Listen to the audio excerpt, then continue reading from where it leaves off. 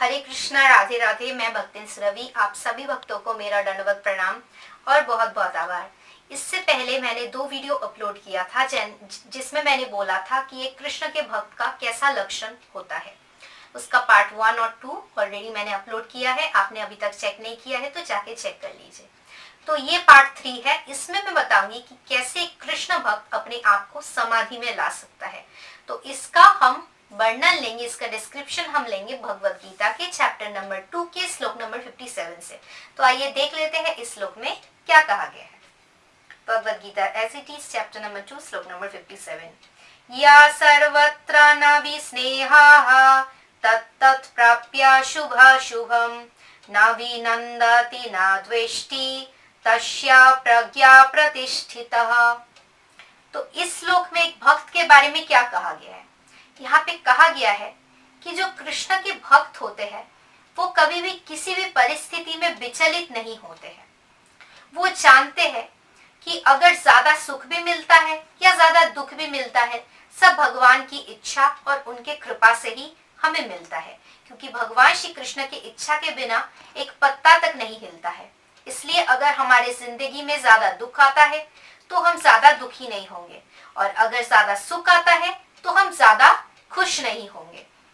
ये कृष्ण भक्त हमेशा करता है कि ज्यादा दुख में दुखी नहीं होता है, ज्यादा सुख में खुश नहीं रहता है, क्योंकि वो जानता है कि जो भी होता है वो कृष्ण की इच्छा से ही होता है। इस जगत में ये जगत दुखालयम है, यहाँ पे हम सुख कभी भी एक्सपेक्ट नहीं कर सकते हैं, और ये वर्ल्ड फुल ऑफ अनसर्टेनिटी है। हमें पता नहीं है कब हमारे साथ किस क्षण में क्या होने वाला है।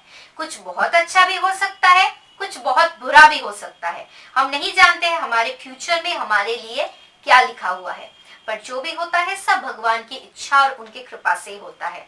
ये बात एक कृष्ण का भक्त जानता है, इसलिए ज्यादा दुख में वो दुखी नहीं होता है, विचलित नहीं हो जाता है, और ज्यादा सुख मिलता है तो ज्यादा वो खुश नहीं होता है, क्योंकि वो जानता है कि ज्यादा अगर उसको खुशी मिल रहा है या सुख मिल रहा है तो वो भी भगवान की इच्छा से ही मिल रहा है, और वो टेम्पररी है, इसलिए उससे ज्यादा खुश नहीं होना है।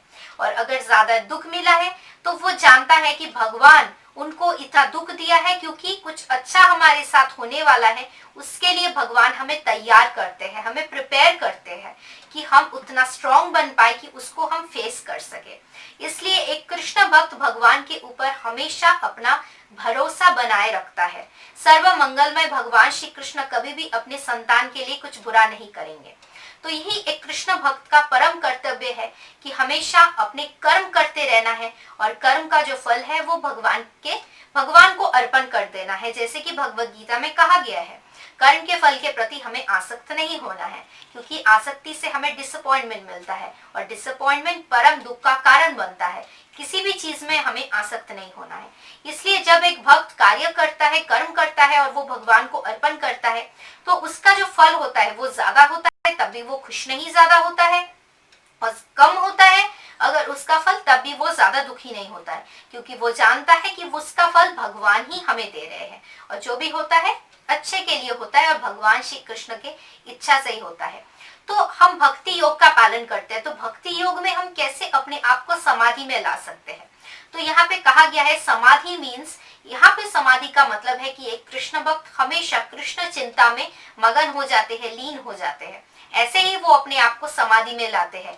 वो जो भी करते हैं, जो भी कार्य करते हैं, वो भगवान श्री कृष्ण की संतुष्टि विधान के लिए करते हैं। इसलिए ऐसे ही इसी तरह से वो अपने आप को समाधि में ला सकता है। तो यही था कृष्ण भक्त के लक्षण के बारे में पार्ट 3। हरे कृष्णा। आप सब पर श्री श्री राधा रमन लाल की और श्रीमती राधा रानी की कृपा हमेशा बनी रहे। आप सब बहुत अच्छे से रहिए, बहुत खुश रहिए। हरे कृष्णा, जय श्री राधे।